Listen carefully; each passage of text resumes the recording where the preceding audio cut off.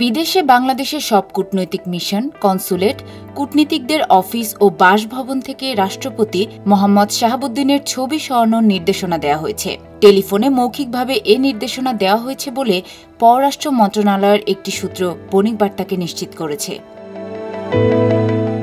সূত্র জানিয়েছে, ছবি সরানোর বিষয়ে কোনো আনুষ্ঠানিক চিঠি বা ইমেইল না দিলেও টেলিফোনে অঞ্চলভিত্তিক কয়েকজন রাষ্ট্রদূত ও হাই কমিশনারকে এই নির্দেশনা দিয়েছে পররাষ্ট্র মন্ত্রণালয়। সূত্রটি বণিক বার্তাকে বলেন, মূলত বাংলাদেশের অনেকগুলো মিশনে এই সিদ্ধান্ত এরই মধ্যে বাস্তবায়িত ছিল। কিছু কিছু মিশনের বিষয়ে নোটিশে আনা হলে পররাষ্ট্র মন্ত্রণালয় থেকে নির্দেশনা গেছে।